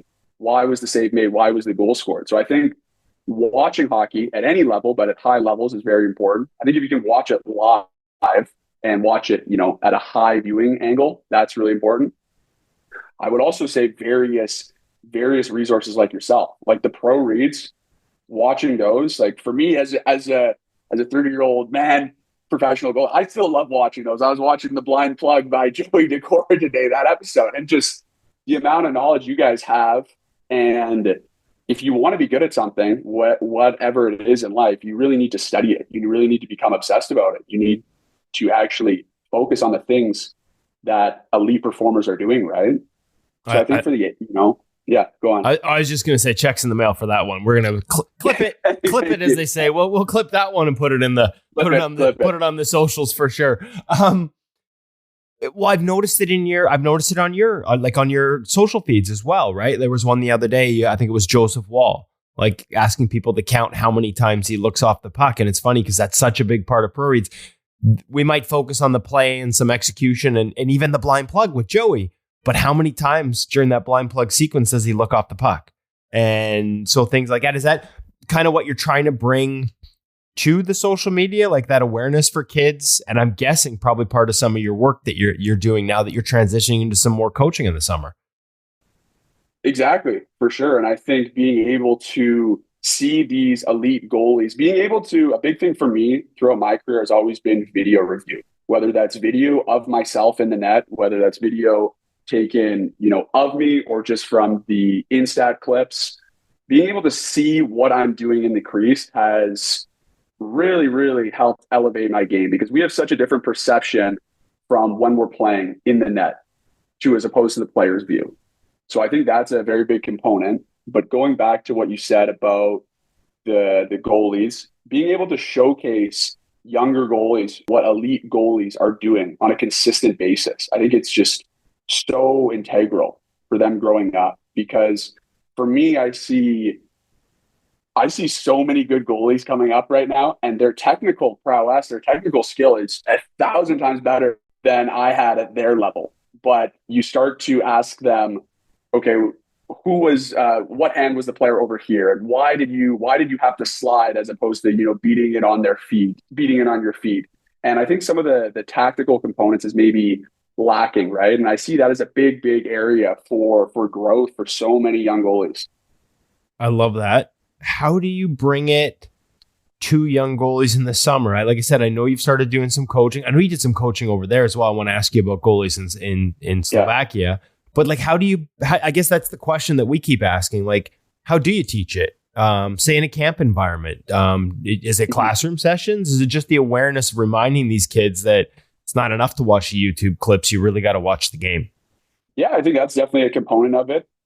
So for the camps, I'm trying to had the iPads last year, had the video, use my phone, but we had some iPads too, and trying to have that live feedback as well. I remember I first did that Stop It Goaltending, where they had the iPads with live video circulating. You could go back after the drill and watch yourself. And so I wanted to bring that in, because I think that you can see so much in that, right? And that might be a little bit more of the technical component. But for me, the classroom, right? The classroom, I've got a whole bunch of videos, game breakdowns that I've done of like NHL goalies, as well as just kind of training clips that I've highlighted, showcasing tactical elements, showcasing pattern recognition, showcasing, various depths and why goalies are successful. Studying it at that level, like obviously you started it as a goalie.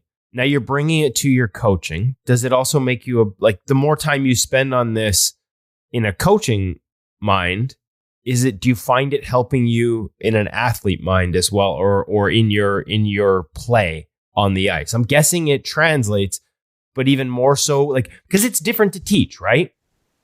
It's a different sort of mindset. It's a different skill. Does it help when you're playing? Definitely. For sure. And, for me, I kind of have the three pillars of goaltending for myself: technical, tactical, and mental, right? So I try and highlight these three when I'm teaching my goalies, when I'm teaching my clients, right? But it's funny because you catch yourself saying something to a goalie, as in,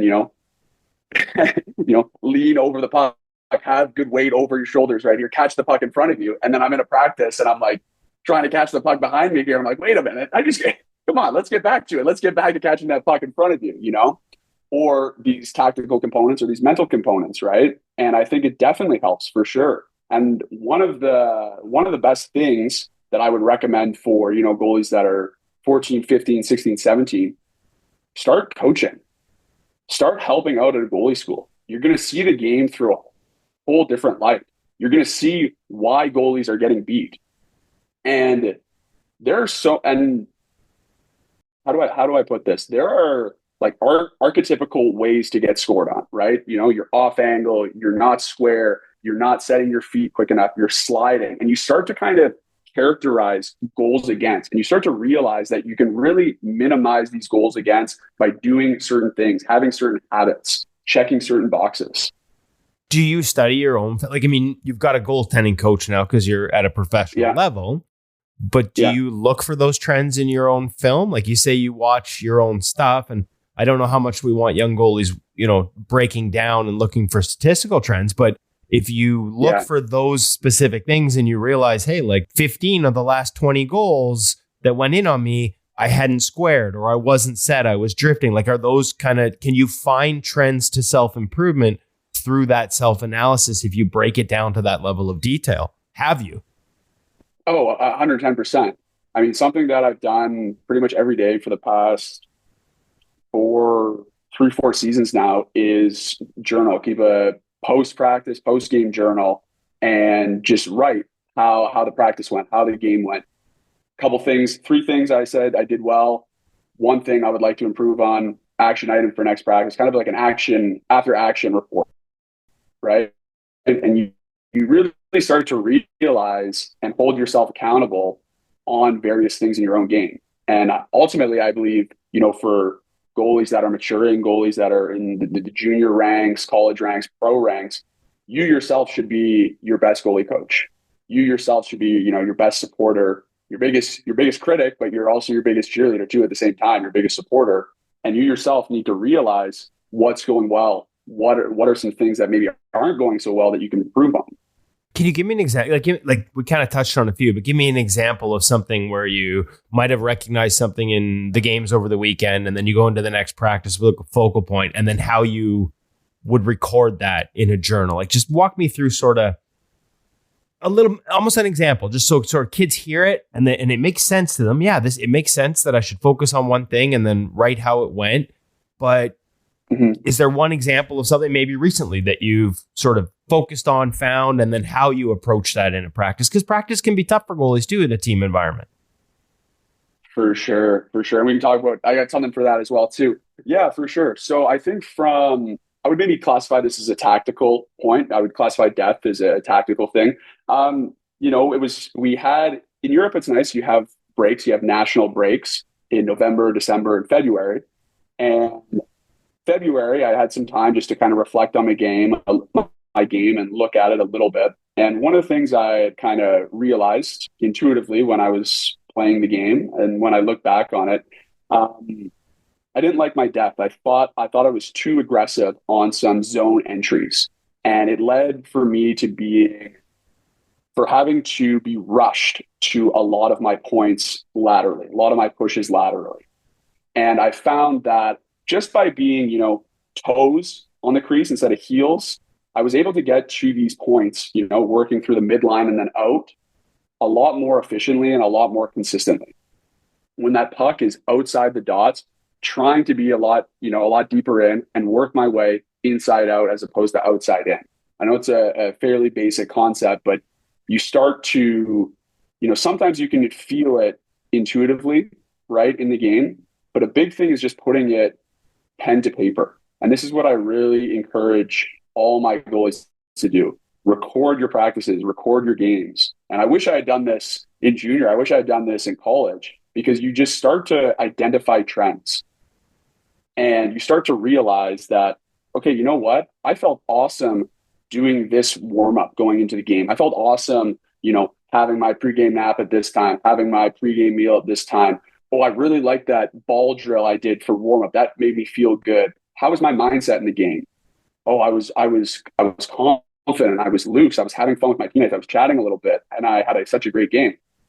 Well, when I struggled, when I got pulled, I was uptight. I was anxious. I was headphones in. I didn't talk to anyone. Could this be a causation? You have to start analyzing this, right? And I think that has really helped me to kind of have consistent performances, or help my goalies towards more consistent performances. So you identified, so I'll go back to the depth one. So something as simple as heels out, toes in, which is, something we've heard for years. You identify that as one of your key points, and then do you take it into practice the next day as a focal point? Like even, can that be hard in practice? Because sometimes that little bit of depth on open looks is the difference between one hitting your shoulder or going over your shoulder, even if we know the looks they're getting in practice are nothing to do with what the opponents are going to get during a game. How do you fight that battle? For sure. That's a great question. So I think ultimately that's the mental component. That's the mental pillar, because that has a lot to do with mindset. And I think the depth component was big for me over the break, but more so the mindset of just trying to have fun and be in the moment. And stop looking at things as objective, as black and white. And as a goalie, we get so many goalies I work with, myself, we get caught up in this. Wins are good, losses are bad, saves are good, goals are bad, right? And this is just the absolute worst way to analyze your game. This is the absolute worst way to analyze your game, because you can do so many good things and still get scored on. You can scan, you can beat the pass on your feet, you can be set and still get beat, with an awesome shot. Is that a fail? Is that a loss? No.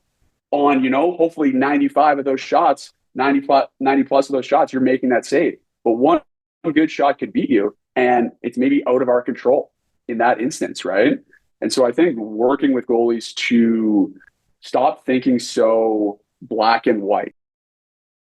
To go back to the depth component, though, how you would record that. Yeah, just in my journal, today we played so-and-so team. I felt good going into the game, stuck with the pregame warm-up. Some things I liked about my game. My skating was good. My rebound control was great. I was scanning well. Something that I noticed I didn't do well, my depth. I found I was out of position on a couple zone entries off the rush. Tomorrow, my action item is focusing on depth. What can I do? How can I do this? How can I check on this, right? And for some younger goalies, like you've seen it probably, taping a little piece of white tape to their stick, to their blocker, and writing depth. That's what I have some of the goalies do.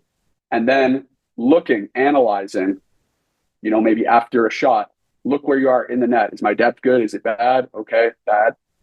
Okay, well, look at my blocker depth. This is what I need to work on today. Or glove hand, for some younger goalies just trying to catch the puck cleanly, right? If their glove hand wasn't good, well, hey, can you spend 10 minutes before practice just throwing a ball and catching it? Things like that. You mentioned player's view versus own perception, using iPads, watching your own practices. And just when you said record practice in games, you mean like in terms of a journal, or do you actually video your practices as well? Yeah, I love. Well, mainly this is a journal, but I also have been trying to get as much of my practices recorded too. I speak with our goalie coach Dominic Antalya, great guy.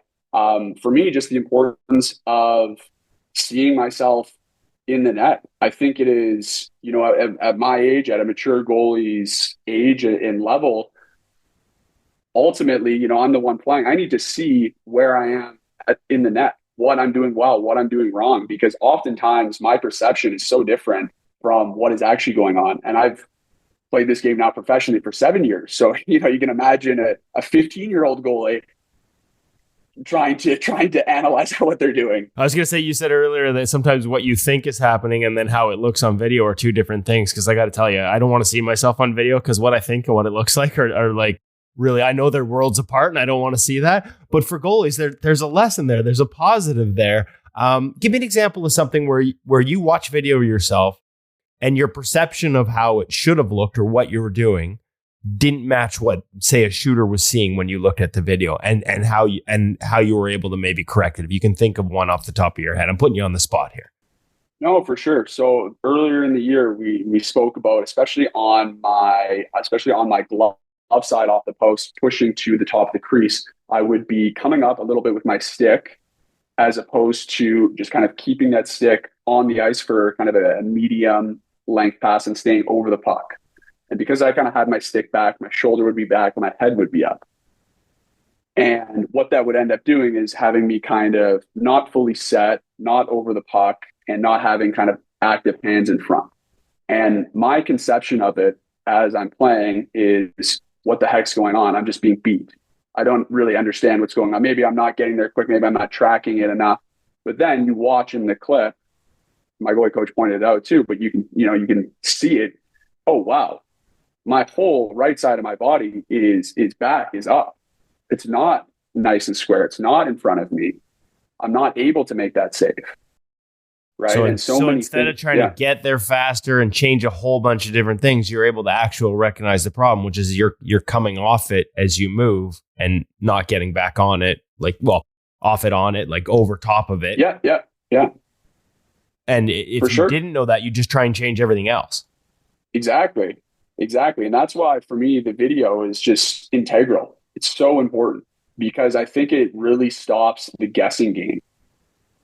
If you're able to see what you're doing well, what you're doing not so well, you can really hone in on both. Hopefully you're celebrating your wins too, but you can hone in on the things that you're not doing well, and you can say, okay, this is a focal point of improvement. I love it. Is that something, and I said, you're doing a lot more coaching now. What was it like in Slovakia? What was your exposure to young goalies there, especially when you were in Trenton? It sounds like you did a little more coaching there.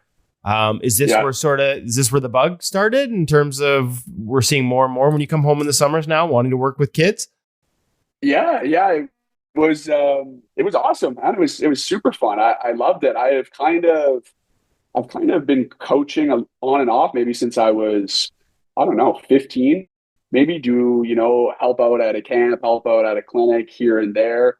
And I remember Pete Samardzija was the first goalie coach I worked for. Pete, he works for Dubuque Fighting Saints in the USHL. I remember he was the first goalie coach I worked for when I was doing one of his drills. And I started to see like these archetypical kind of patterns for goalies, getting a little bit ahead of themselves, pulling off the puck, not tracking well. And it was very eye-opening to me because I could clearly see these things as a coach, as a shooter's perspective. But I'm sure if I was in the net, it would have been a lot tougher for me to pick up on this. And over there, what did you see in the young goaltenders over there? I'd be curious because now you've worked with a bunch of young goalies in North America. Yeah. We hear a lot about coaching in Europe. We hear a lot sometimes about not coaching in Europe as a positive from a goalie perspective, not over-coaching at a young age. Your taste of that, your sort of exposure to that in young goalies over there. What'd you see? What was different? What was the same? What'd you like? What you not like? So the biggest difference I see, and something that I think is a big problem in North America, is the over specialization or early specialization in hockey in goalie in North America. Right? We have goalies that are learning all the technical elements T push, RVH, VH, all these components without actually being an athlete. And in Europe, I feel like the general athleticism is really stressed. Juggling, throwing the balls, somersaults, cartwheels, working on your edges. Like for me growing up, I did a lot of T pushes, shuffles, slides, power pushes, whatever you want to call it. But I didn't do very many like C cuts or actual edge work. And this is a huge component in Europe. I feel like the goalies there are very good with their edges, very good with their C cuts, very good with being able to move around efficiently and effectively and almost effortlessly. I mean, each goalie has their own style, but when I look at my game, it's so abrupt. I'm a powerful skater, but I wouldn't say I'm a smooth skater.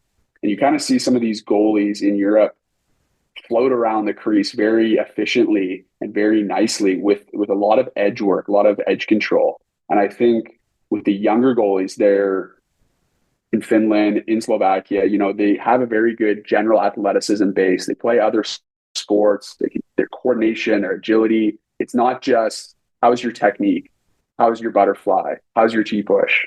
What is the skating like? What does that skating work look like in comparison to here? Because you're right, like, is it a lot more out of the crease? Is it a lot more free flowing, like edge skating, single leg stuff versus? And we've seen some of that over here. We've seen maybe finally a trend towards it. But do you think it's the difference between that versus everything in the crease? And hey, we're guilty of it at InGoal. We used to stress crease movement patterns, the importance of skating. Maybe as important as those can be, maybe it needs to be more edge work stuff outside the crease as well. Like skating's still important, but doesn't have to all be inside a crease. Is that like, how do you see it? Yeah, I think it's going to be a little bit to each goalie's style, individuality, obviously. But just to kind of highlight a cool clip I remember seeing a while back was Swayman doing those pirouettes on the blue line. I think you guys posted it, correct? Probably because we know he's got did a little college ballet class, right? So that agility and that edge work. For sure. So I think that has a time and place. I still believe the crease movements are integral. Those are the most important. But being uncomfortable, like 2 summers ago, I worked with Marco Raimondo, and he had hired Russian power skating coach, and we were doing some crazy outside edge work. And I'd never done this stuff, and it was awesome. It was so good, and stuff that I still use today and try and incorporate with my goalies now. There's some awesome stuff. Uncomfortable. You probably when you're doing that, it's not feeling natural. Where is where did you feel the payoff for that type of work? Because we see it and we hear people say, "Hey, this helped me," but how? For me, edge control and balance. Okay. Balance, such an integral point, right? And being good on your edges. I think something that I'm guilty of, and a lot of younger goalies, is just getting way too much on our inside edge, not having that neutral edge, right? You see so many goalies lock in, and what's the result of this? All they can do is drop. There's no lateral ability. Maybe you can slide, but you want to save slides for those closer plays. If we can beat on our feet, that's awesome. But I think just having that balance, that agility, and that edge efficiency to be able to make those lateral plays, move around the net, as well as so much of the game now is with the butterfly position, with RVH, with edge work, being able to grab your edges quickly and transition either from a sliding to standing movement or just sliding to, power pushing down. I'm curious, and you've spent some time in Finland as well. As the edge work focus changes, do you find yourself doing more, like as you get more comfortable off both edges, do you find yourself naturally doing more shuffles as opposed to T pushes, which is also a tactical and teaching point trend that we've seen as well? Like, do you get more comfortable with those types of transitions and those types of differences the more you get comfortable on different, like you said, different skating, different edge work? For sure. And it's an interesting question because at the end of the day, at the professional level, at my level, you're paid to play. You're paid for underperformances, right? Right. So you don't want to have too much, I guess, focus on worry too much about incorporating new techniques simultaneously during a season. Sure, you want to bring a level of, you always want to be open to new things, receptive to new things, but you also, I believe, have to stick with what you know. And if it comes naturally, if it comes intuitively, and you're having success with it, then for sure, continue to do it. But sometimes maybe at the pro level, I don't want to try. I want to be automatic when I'm playing. You know what I mean? In the moment, not having to think or rewire. I think for maybe some goalies I'm working with at younger levels and being able to highlight when it's better to, do a lateral release here, shuffle, and teach them, actively develop them, then I think there's a huge potential. I got to ask, and I'm just as curious, it probably runs counter to that answer a little bit, but as you've changed your focus of your skating, even if it's not specifically in games, but as you've added different things, have you changed your sharpening at all? Have you changed your approach on how you look at your skates? Yeah, great call. For sure. Dollar. Yeah. Really? Okay. 5/8, 1/2 to 5/8. That's kind of the sweet spot depending on who's sharpening them, but usually 1/2 inch. And where I used to have, 3/8 and kind of anywhere between that. So that's a funny statement because I feel like I'm able to get more control over my edges with that. I feel better. Well, I was going to say, I was just curious because you talked about getting wide and digging in that inside edge. And as you get more comfortable over your edges and inside, outside, and I think the inherent thing is to go away from a deeper hollow. But I was just curious if that had applied to you because sometimes we think of that deeper hollow as that big push, right? But with agility and speed comes less need for that one big push. Definitely. And I found also it's easier on your joints. Easier on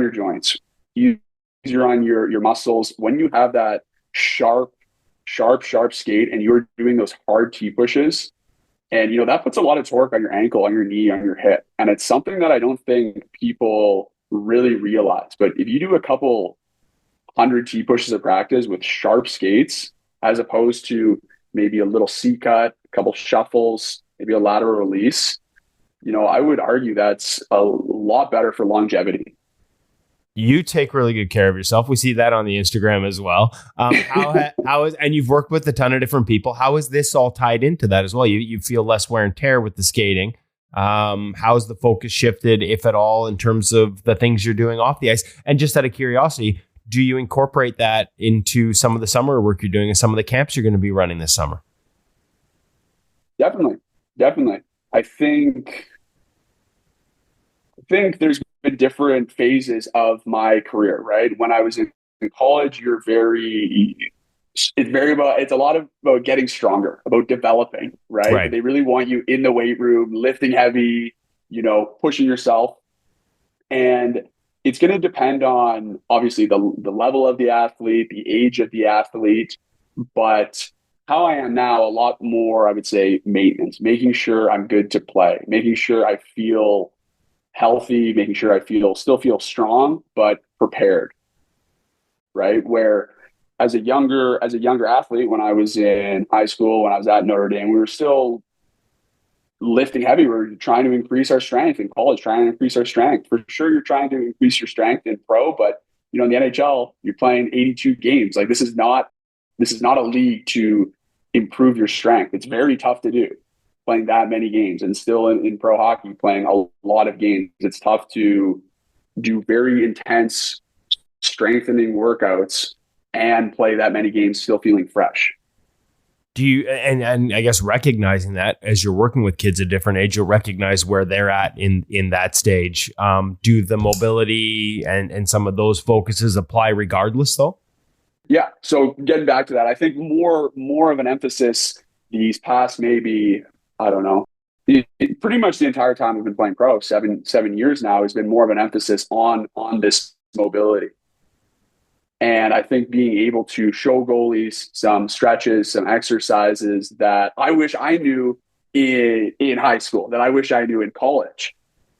a lot of that PNF, FRC stretching, for me, that is just the absolute best. If you concentrate on that, it is insane at how flexible and mobile you can get. And having an emphasis on things like that as opposed to just general strength, right? Sometimes you see with, I'm working out with a trainer now. Some of my clients and my goalies will say, I work out with a trainer doing this. I'm like, okay, well, what are you doing? Bench press, squats, and chin ups. And those are good. Those are great exercises. Those are great exercises for general athleticism, general strength, but also to adding in some goalie movements, right? Adding in that FRC, adding in that mobility. And with the younger kids, being an athlete, playing games, kicking a soccer ball, throwing a football, hitting a tennis ball. Like for me, being an athlete, since I've been pro, trying to play as much like tennis and golf in the off season and have that be a component of my training, not just in the gym. Tennis is a big, it's funny. That used to be a Henrik Lundqvist staple, right? You're moving your feet, you're going side to side, you're maintaining a lot of sort of the lateral and the mobility stuff that we need. And you've got an eye-hand component. It's phenomenal. I really like the racket sports are phenomenal for hand-eye coordination.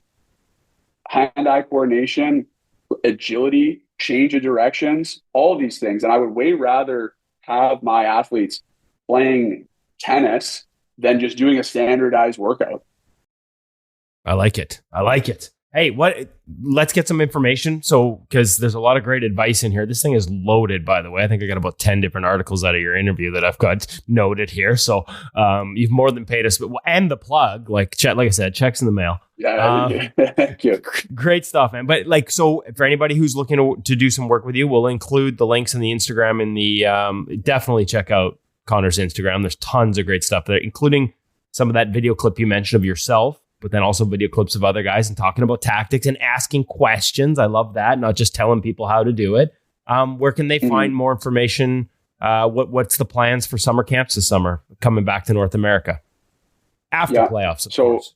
After playoffs, exactly. Yeah. So we have 2 camps, 70% full right now. We have Montreal, July 14th to July 18th. And Vancouver, July 28th to August 1st. And I was hoping, we're still kind of working on the ice, to add 3-day camp Calgary that week of July 21st to weekend to maybe the 26th there. Okay, and you're also doing, like you said, you probably worked with about 110 kids, so doing privates, one-on-ones as well while you're back for the summer. You got to bring some of that Slovak knowledge over here. Exactly. We did some small group sessions last year, some privates as well as that. I mean, for me, it's unfortunate, Woody, right? Because the ice is so expensive, and it's so tough to try and give affordable training to young goalies. And that's something that I really want to promote. I really want to pass down, because just how expensive it is right now. So for me, I feel the small groups, the camps, this is where, as a parent, this is where you get your best bang for your buck.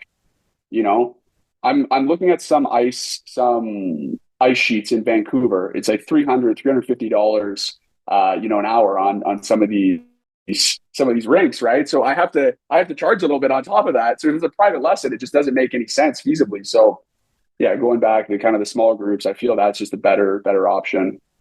No, that's totally fair. I love how you broke it down. So LaCouvee goaltending, like I said, we'll have links in the show notes.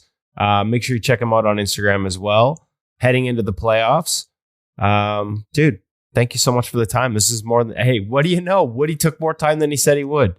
Quelle surprise. Shocker. Thank you, Woody. It was incredible, man. I really appreciate you guys having me on again. It's great. It's great to catch up. So much great information there. I know everybody's like me. I got like 2 pages of notes here just listening to you talk. Everything. Great stuff, man. Really appreciate it. Thank you so much. Thank you. How many things did you write down there in listening back to it? I have a long list. I have a long list. I liked the advice, and we teased it coming at the beginning. I liked the advice for young goalies. And maybe this applies to our little 12-year-old goalie, Hutch, and what he should do for the month. But going out and working at a goalie school, maybe the goalie coach he was going to do all those privates with would let him come out and work with younger goalies and see it from a different lens. Because Connor suggested that as something that goalies should do. Maybe 12's a little young for it. Maybe I'm jumping the gun there. But he talked about how that worked. He mentioned Pete Samardzija, who I believe is down in Minnesota. Going to be in our goalie school guide because I just heard from him the other day. Maybe there's some advice there because that article was full of it, but that interview was full of it, and that one was one that jumped out to me. Like, hey, like you're looking to get better this summer. It's not just about getting reps on the ice. There are other things you can do. You do not truly know anything until you've had to teach it. It's great advice for young students learning in school. I can tell you as a teacher that when I first had to teach the things that I had learned, it makes you wrap your head around them in a completely different way. And you have to learn how to communicate that to other people so you see it from other perspectives.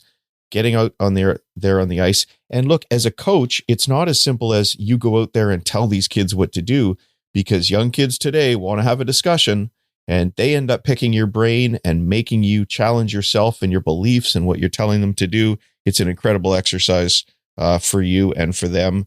And I think, that might be some of the best advice coming out of this. Maybe if you live in Montreal or Calgary or possibly Vancouver, you could hang out with Connor on the ice this summer and learn a few things. Helps your shot and your puck handling too a little bit. I know you're not out there necessarily with a goalie stick and goalie gloves, but if you're shooting pucks and you're having to put it somewhere specifically, at least you're handling them. Hey, and it's just a chance to be on your blades and going out there, and why not? It's great. Boy, we got to a lot of different places today. Kind of feels like it reflects the interview itself, right? We went to so many different things. The whole show's been like that. We do kind of meet as we go. And what I mean by that is we don't sit down and go, okay, let's talk about A, B, C, D, or E. We just do it in real time. Yeah, there's no planning. But we get there. That's a really nice way of saying there is no planning in this show. No, there isn't, which is one of the things that I enjoy. Like without letting too many of the behind the scenes stuff get out in front of the camera and the audience, we could do this podcast in a lot less time, like the recording part of it. Yes, but it's so much fun to work through it and talk about it and pick each other's brains more. It's a whole lot of fun. Does that make sense? It does, except I was just worried there's not much left of my brain to pick, but I'm happy to be picked at. And picked on. And picked on, yes. Deservedly so, especially Snaptastic. No, he is Snaptastic. Don't try to make him feel better just at the end. And no, he is. I'm just saying he doesn't necessarily deserve it. That's all. He's Snaptastic. Yeah. But, he picks on Cam, so somebody's got to get back for poor Cam since we don't bring him on the show. Yeah. Poor Cam. I would like to see a game like at Tandy Fest. I would like for there to be a sort of not celebrity game, but some kind of pickup game where we get to see Woody and Cam oppose each other for 30 minutes. I have actually played against Cam in a alumni skate with the Surrey Eagles once or twice. He got invited out to it and was at the opposite end. I don't remember who won those games, but in my head it was me. What do you mean you don't remember who won those games? You know exactly who won those. I actually don't. It was a while ago. I remember if you purged the memory, Cam might have come out on top. I was just gonna say I think I probably would have remembered. And now the more I think about it, I'm wondering if he was actually testing gear for us and I was actually there with the camera. So maybe that's my excuse. I didn't actually lose because I didn't play. We'll go with that one. Again, there's not much left of this brain to pick at. You just made it a win-win. He wins, you win. It's my job to sit on the fence, I thought. Yeah, you are good at it. You have great balance. Incredible. Thanks to Connor and thanks to Cam. Thanks to you for listening. This has been a lot of fun. Different areas. I've got stuff written down that I've taken a list of. I'll have to go back and listen to the episode too. Fun stuff. We'll talk to you next week on InGoal Radio, the podcast presented by The Hockey Shop. Source for Sports Langley, thehockeyshop.com.